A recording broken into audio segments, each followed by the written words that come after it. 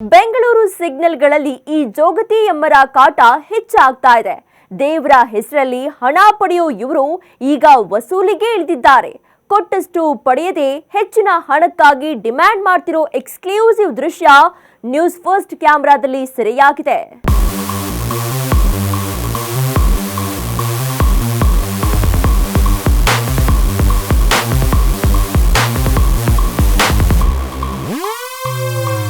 ಬೆಂಗಳೂರು ಸಿಗ್ನಲ್ನಲ್ಲಿ ನಿಂತಾಗ ದೇವ್ರ ಹೆಸರನ್ನ ಹೇಳ್ಕೊಂಡು ಹಣ ಕೇಳೋರ್ ಸಂಖ್ಯೆ ಕಮ್ಮಿ ಏನಿಲ್ಲ. ಪಾಪ ಅಂತ ನೀವೇನಾದ್ರೂ ಅವರಿಗೆ 10 ರೂಪಾಯಿ 20 ರೂಪಾಯಿ ಕೊಟ್ರೆ ನಡೆಯೋದೇ ಇಲ್ಲ. ಯಾಕಂದ್ರೆ ಜನರಿಂದ ಹೆಚ್ಚಿನ ಹಣಕ್ಕಾಗಿ ಡಿಮ್ಯಾಂಡ್ ಮಾಡ್ತಾ ಇರೋ ದೃಶ್ಯ ನ್ಯೂಸ್ ಫಸ್ಟ್ ಕ್ಯಾಮೆರಾದಲ್ಲಿ ಸೆರೆಯಾಗಿದ್ದು, ಅವರ ಡಿಮ್ಯಾಂಡ್ ಕೇಳಿದ್ರೆ ನೀವು ಶಾಕ್ ಆಗ್ತೀರಾ.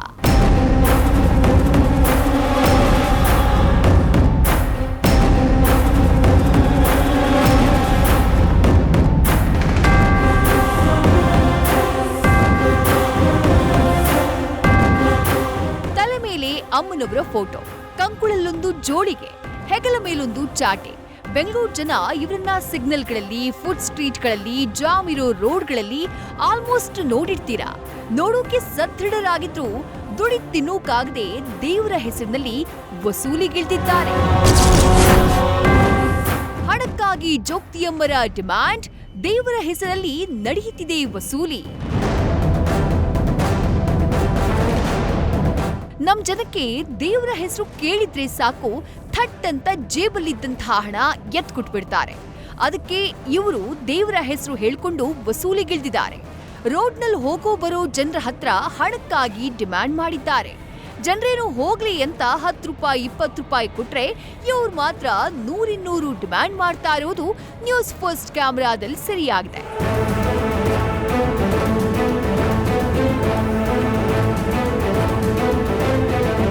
ನೋಡಿ, ಇಲ್ಲಿ ಆಟೋ ಪಕ್ಕ ನಿಂತಿದ್ದಾನಲ್ಲ ಈ ವ್ಯಕ್ತಿಗೆ ಈ ಹುಡುಗಿ ಏನೋ ಹೇಳ್ತಿದ್ದಾಳೆ. ಕೈಯಲ್ಲಿ ದೇವರನ್ನ ಹಿಡ್ಕೊಂಡು ಏನೇನೋ ಕತೆ ಕಟ್ಟಿ ಕೊನೆಗೆ ಅವನ ಬಳಿಯಿಂದ ಬರೋಬ್ಬರಿ 200 ರೂಪಾಯಿ ಇಸ್ಕೊಂಡಿದ್ದಾಳೆ. 10-20 ರೂಪಾಯಿಗಳನ್ನ ಪಡೆಯದೆ 100-200 ವಸೂಲಿ ಮಾಡ್ತಿರೋದು ಕ್ಯಾಮೆರಾದಲ್ಲಿ ರೆಕಾರ್ಡ್ ಆಗಿದೆ. ಮುಂದೆ ನೋಡಿ, ಅವನ ಹಣೆಗೆ ಕೈಯಿಟ್ಟು ಏನೋ ಮಂತ್ರ ಹೇಳಿದಂತೆ ಮಾಡಿದ್ದಾಳೆ. ಬಳಿಕ ಕೈಯಲ್ಲಿದ್ದಂತಹ ಚಾಟಿಯಿಂದ ಮತ್ತಿನ್ನೇನೋ ಮಾಡೋಕ್ ಹೋದಾಗ ಆ ಹುಡುಗ ತಡೆದಿದ್ದಾನೆ. ಬಳಿಕ ಚಾಟಿ ಏಟು ಕೊಟ್ಟು ಅಲ್ಲಿಂದ ಆಕೆ ಮುಂದಕ್ಕೆ ಹೋಗಿದ್ದಾಳೆ. ಹೀಗೆ ಜನರಿಗೆ ದೇವರ ಹೆಸರು ಹೇಳಿ ಭಯ ಹುಟ್ಟಿಸಿ ಹಣ ವಸೂಲಿ ಮಾಡುವುದನ್ನ ಇವರು ದಂಧೆ ಮಾಡಿಕೊಂಡಿದ್ದಾರೆ.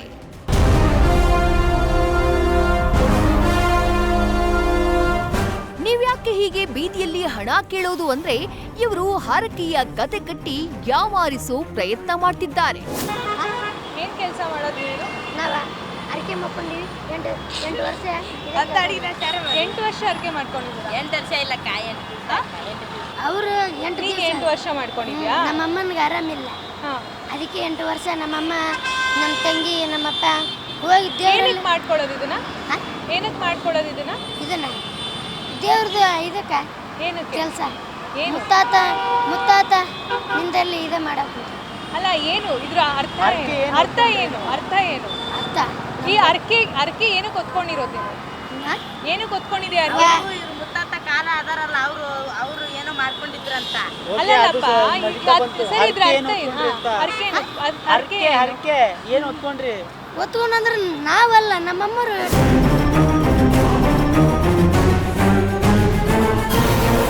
ಹೌದು, ಏನಮ್ಮ ಹೀಗೆಲ್ಲ ಹಣ ವಸೂಲಿ ಮಾಡ್ತೀಯಲ್ಲ ಅಂದ್ರೆ ಈ ಹುಡುಗಿ ಹೇಳೋ ಕಥೆನೇ ಬೇರೆ. ನಮ್ಮಮ್ಮಂಗ್ ಹುಷಾರಿಲ್ಲ, ಹರಕೆ ಹೊತ್ಕೊಂಡಿದೀವಿ ಅಂತ ಕತೆ ಕಟ್ತಾರೆ. ನಮ್ಮ ಪ್ರತಿನಿಧಿ ಪದೇ ಪದೇ ಏನಿದು ಹರಕೆ ಅಂತ ಕೇಳಿದ್ರೆ ಇವ್ರ ಬಾಯಿಂದ ಉತ್ತರನೇ ಇಲ್ಲ. ಮಾಡ್ತಿದ್ಯಾ? ನಾನು ಶಾಲೆಗೆ ಹೋಗ್ತಿದ್ದೇನಕ್ಕ. ಶಾಲೆಗೆ ಹೋಗಿದ್ದೀನಿ. ಏನ್ ಶಾಲೆ? ಎಷ್ಟನೇ ಸ್ಕೂಲ್ ಓದಿರೋದು? ಎಷ್ಟನೇ ಸ್ಕೂಲ್ ಓದಿದ್ಯಾ? ಈಗ 8ಕ್ಕ. 8ನೇ ಸ್ಕೂಲ್. ಎಲ್ಲಿ ಓದ್ತಿದ್ಯಾ? ನಮ್ಮೂರಲ್ಲಿ. ಮತ್ತೆ ಇಲ್ಲಿ ಏನಕ್ಕೆ ಬಂದೆ? ರಜಾ ಕೊಟ್ಟಿದ್ದಾರೆ, ನಮ್ಮಮ್ಮನಿಗೆ ಆರಾಮಿಲ್ಲ, ಅದಕ್ಕೆ ಮಾಡಿ. ಅವ್ರ ಕೆಲಸ ನೀನ್ ಮಾಡೋದು. ಇವಾಗ ಭಕ್ತರ ಹತ್ರ ಬಂದು, ಇವಾಗ ಅಮ್ಮನವ್ರನ್ನ ತೋರಿಸಿ ಭಕ್ತರ ಹತ್ರ ಬಂದು ಅವ್ರು ಎಷ್ಟು ಕೇಳ್ತಾರೋ ಅಷ್ಟು ಕೊಟ್ಟು ಅಷ್ಟು ಇಸ್ಕೋಬೇಕಲ್ವಾ? ಅದೇ ತರಕ ಅಷ್ಟೇ ಇರು. ಅವ್ರು ಹೇಳ್ಕೊಟ್ರು. ಅವ್ರೇನಂದ್ರು, ನಾನೇನು ಭಕ್ತಿ ಅಂತ ಇಸ್ಕೊಂಡಿಲ್ಲ, ಕೊಟ್ಟಿದ್ರೆ 20 ರೂಪಾಯಿ ಕೊಟ್ರೆ ಅಮ್ಮ ನಾನು ಅರಕೆ ಮುಕ್ಕೊಂದಿನಮ್ಮ, ನಾನೇನೋ ಒಂದು ಕೆಲಸ ಆಗ್ಬೇಕಂತಂದ್ರೆ ಅದೇ ಅಣ್ಣ, ಜೀವಕ್ಕಂತ ಹೆಚ್ಚಿಂದಲ್ಲ, ಜನ್ಮಕ್ಕಂತ ಹೆಚ್ಚಿಂದಲ್ಲ. ಅಬ್ಬಬ್ಬಾ, ಕೇಳಿದ್ರಲ್ಲ ಈಕೆಯ ಬಾಯಲ್ಲಿ ಬರೋ ತತ್ವದ ಮಾತುಗಳನ್ನ. ಜನ ಕೊಟ್ಟಷ್ಟು ಹಣ ಇಸ್ಕೊಳ್ದೆ ಜಾಸ್ತಿ ಹಣಕ್ಕೆ ಯಾಕೆ ಡಿಮ್ಯಾಂಡ್ ಮಾಡ್ತೀರಾ ಅಂದ್ರೆ ಈ ಹುಡುಗಿ ಜೀವ ಜನ್ಮ ಅಂತೆಲ್ಲ ಪುಂಗಿ ಬಿಟ್ಟಿದ್ದಾಳೆ. ಓದ್ತಿರೋದ್ 8ನೇ ಕ್ಲಾಸ್ ಅಂತೆ. 8ನೇ ಕ್ಲಾಸ್ಗೆ ಅದೆಷ್ಟು ಪ್ರಪಂಚ ಜ್ಞಾನ ನೋಡಿ. ಈಕೆ ಮಾತಿಗೆ ಮರುಳಾಗ್ಬಿಟ್ರೆ ಪಂಗನಾಮ ಗ್ಯಾರಂಟಿ. ತಗೊಂಡು 200 ರೂಪಾಯಿ ಕಸ್ಕೊಂಡು ಬಂದಿಲ್ಲ. ಅವರ ಜೀವಕ್ಕಂತಮ್ಮ ನಮ್ಗೇನು ಭಾಳ ಕಷ್ಟ. ಅಂದ್ರೆ ನೀನ್ ಇಸ್ಕೊಂಡಿಲ್ಲ? ನೀನ್ ಇಸ್ಕೊಂಡೀನಿ.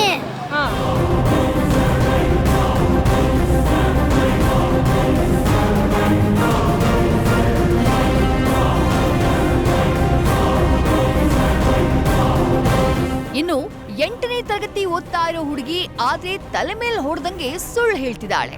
ನಾವು ಕೇಳೋ ಪ್ರಶ್ನೆಗೂ ಆಕೆ ಹೇಳೋ ಉತ್ತರಕ್ಕೂ ಸಂಬಂಧನೇ ಇಲ್ಲ.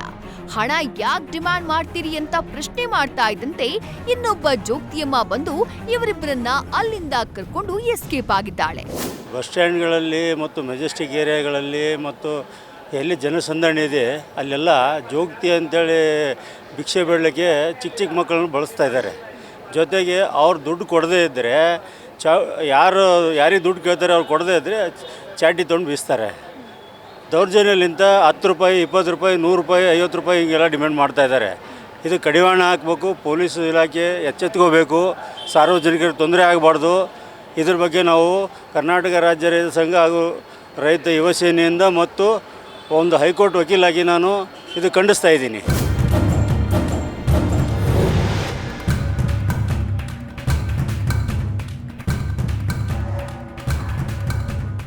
ಚಿಕ್ಕಪೇಟೆ, ಮೆಜೆಸ್ಟಿಕ್, ಮಲ್ಲೇಶ್ವರಂ ಸೇರಿ ಶಾಪಿಂಗ್ ಏರಿಯಾಗಳನ್ನೇ ಇವರು ಅಡ್ಡೆ ಮಾಡಿಕೊಂಡಿದ್ದು ಜನ ಕೊಟ್ಟ ಹಣಕ್ಕಿಂತ ಹೆಚ್ಚು ಹಣ ಬೇಕು ಅಂತ ವಸೂಲಿಗಿಳಿದಿದ್ದಾರೆ. ಹರಕೆ ಹೆಸರಲ್ಲಿ ಅಷ್ಟು ಕೊಡಿ ಇಷ್ಟು ಕೊಡಿ ಅಂತ ಡಿಮ್ಯಾಂಡ್ ಮಾಡೋದು ಕಾಮನ್ ಆಗ್ಬಿಟ್ಟಿದೆ. ಈ ಬಗ್ಗೆ ಪ್ರಶ್ನೆ ಮಾಡ್ತಾ ಇದ್ದಂತೆ ಹುಡುಗಿ ವರಸೆ ಬದಲಿಸಿ ಹರಕೆ ಕತೆ ಕಟ್ಟಿರೋದು ನ್ಯೂಸ್ ಫಸ್ಟ್ ಕ್ಯಾಮರಾದಲ್ಲಿ ಸರಿಯಾಗಿದೆ. ನೀವು ಕೇಳೋ ಕ್ವಶನ್ ಕರೆಕ್ಟಾಗಿದೆ. ಆದರೆ ಬೆಂಗಳೂರಲ್ಲಿ ಹಲವಾರು ರೀತಿ ದಂಧೆ ನಡೀತಾ ಇದೆ. ಈ ಮಕ್ಕಳು ಕರ್ಕೊಂಬರೋದು ಮತ್ತು ಮಾರಮ್ಮನ ಹೊತ್ಕೊಂಬರೋದು ಮತ್ತು ಎಲ್ಲಿ ಅವರು ಪಬ್ಲಿಕರ್ಸ್ ಇರ್ತಾರೋ ಅಲ್ಲಿ ಹೋಗೋದು, ಚಾಟಿಲಿ ಹೊಡ್ಕೊಳ್ಳೋದು. 10 ರೂಪಾಯಿ ಕೊಡೋಕೆ ಹೋದರೆ ನೀವು 10 ರೂಪಾಯಿ ಬೇಡಿ 100 ರೂಪಾಯಿನ ಕೊಡಿ ಅಂತ ಅವ್ರಿಗೆ ಭಯ ಸೃಷ್ಟಿ ಮಾಡೋದು, ಅದನ್ನು ಮಂತ್ರ ಹಾಕೋದು ಮತ್ತು ಮೂಢನಂಬಿಕೆ ಅವ್ರಿಗೆ ಭಯ ಸೃಷ್ಟಿ ಮಾಡ್ತಾಯಿದ್ದಾರೆ. ಇದು ಎಲ್ಲ ಕಡೆಯಲ್ಲೂ ಕೂಡ ಆವರಿಸ್ಕೊಂಡಿದೆ. ಬೆಂಗಳೂರು ಸಿಟಿ ಆದ್ಯಂತ ಆವರಿಸ್ಕೊಂಡಿದೆ. ಇದು ಸಂಪೂರ್ಣವಾಗಿ ಮೂಢನಂಬಿಕೆ. ಇವರ ಒಂದು ಶ್ರಮಪಟ್ಟು ದುಡಿದು ಸಂಪಾದನೆ ಮಾಡಿ ಒಂದು ಜೀವನ ಸಾಕದೆ ಇವರು ಮೂಢನಂಬಿಕೆಯ ದೇವರ ಹೆಸರಿನಲ್ಲಿ ಇವರು ಹಲವಾರು ರೀತಿ ಪಬ್ಲಿಕರ್ಸ್ಗೆ ಮತ್ತು ಸಮಾಜಕ್ಕೆ ಒಂದು ಕೆಟ್ಟ ಸಂದೇಶವನ್ನು ಅವರು ಸೃಷ್ಟಿ ಮಾಡ್ತಾಯಿದ್ದಾರೆ. ಇವತ್ತು ಈ ಸಮಾಜ ಮತ್ತು ಸಾರ್ವಜನಿಕರು ಈ ಒಂದು ರಾಜ್ಯ ಸರ್ಕಾರ ಮತ್ತು ಪೊಲೀಸ್ ಇಲಾಖೆ ಇದನ್ನು ಎಚ್ಚೆತ್ಕೋಬೇಕಾಗಿದೆ.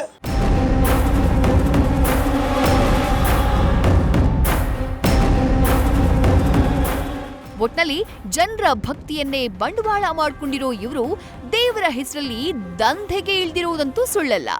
ಅಧಿಕಾರಿಗಳು ಇಂಥವರಿಗೆ ಕಡಿವಾಣ ಹಾಕಿ ಜನರ ಓಡಾಟಕ್ಕೆ ಅನುಕೂಲ ಮಾಡಿಕೊಡ್ಬೇಕಿದೆ.